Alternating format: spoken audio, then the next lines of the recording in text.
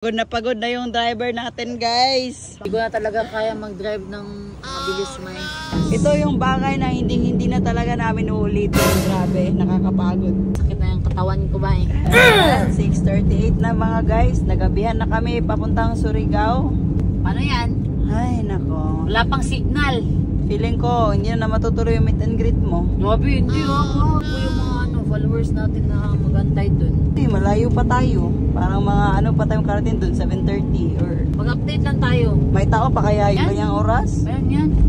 Alam mo naman yung daan natin na sobrang liit tapos sobrang dilim. Habang bumabiyahe nga kami ay nagutom kami kaya nag-stop over kami para kumain ng balot. Salamat sa paghatag sa inyong kwarta sa amo.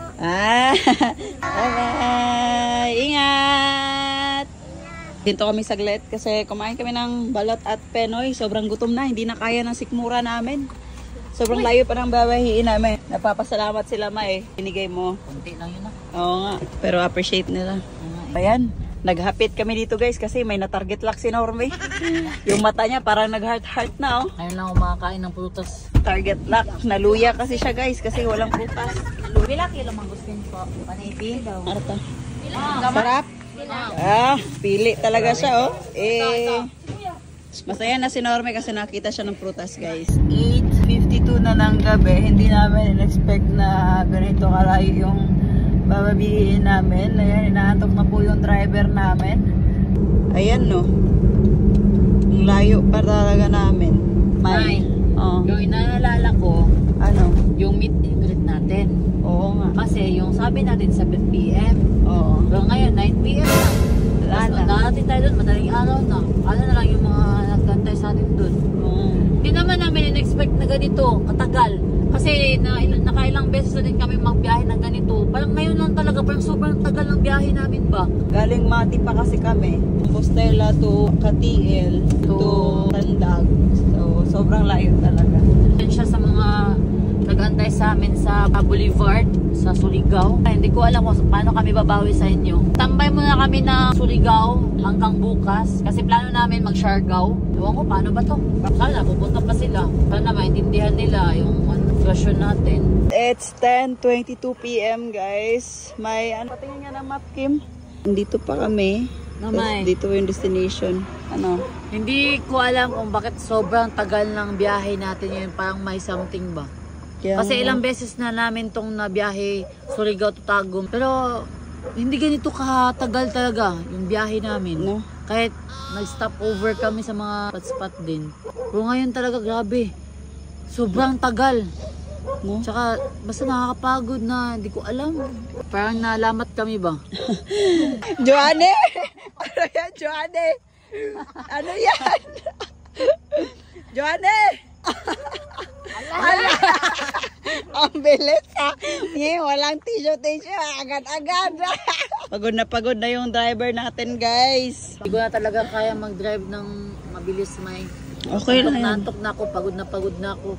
Stretching tayo, stretching. Di din kasi tayo pwede matulog dito eh. Hindi tayo makalapag ng tent. Tara. Kaya mo na? Hindi ko alam. Tara. Ano ang English ng tulay, Joanne? Bride. Ano? Bride. Ayun, kasal. Brides. 11:19 na. Huminto na naman kami kasi naantok si Norme. Time na bababihin namin yan. 1 and 31 minutes pa. Antok na din sila guys. Parang wala na ding buhay. Mayroon pa konti. Isa na. Mayroon pa konti. So timing muna tayo para makapagpahinga si Norme saglit. 12:30 AM na guys. At hindi pa rin kami nakakarating. Uy, ilang minutes na lang dyan, May? 27 minutes na lang. 27 minutes na lang. Makakapagpahinga na talaga kami. Yes. Ito yung bagay na hindi na talaga namin uulitin. Grabe, nakakapagod. Kasi wala talaga sa plano, di ba, May? Oo, na magagabihan tayo sa daan. Kasi dapat morning lang talaga kami babiyahe for safety purposes na din. Kaya kami natagalan kasi yung Mati to Katiel close, kaya umikot pa kami. So, sobrang natagalan kami. Papakyat kasi ng bundok. Kaya hindi masyadong mabilis yung takbo ba namin. Tapos nag-prepare pa naman ng dinner doon si Diesel. Hindi natin in-expect to, hindi natin ginusto to.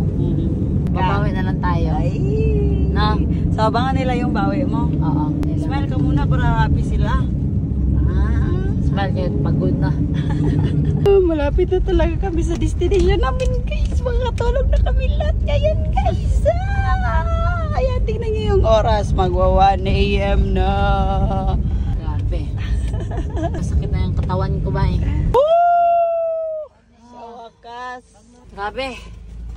Congrats natin yung driver natin guys. Grabe ano. 17 hours ka nagda-drive May. Straight. Parang nag-boss Ironman ako dito day. 16 hours and 17 minutes lang yung sa boss Ironman. Ngayon, 17 hours. Sobra ng 1 hour May. Pasobra pero grabe. Thank you Lord dahil safe kami nakapunta dito sa Surigao. Pasensya talaga sa mga pangga natin na nag-antay sa Boulevard kanina. Ito talaga namin inaasahan na matatagalan kami makaabot dito sa Surigao. Pero babawi kami bukas. Kita-kits na lang mga pangga. Thank you sa panonood. Love, love.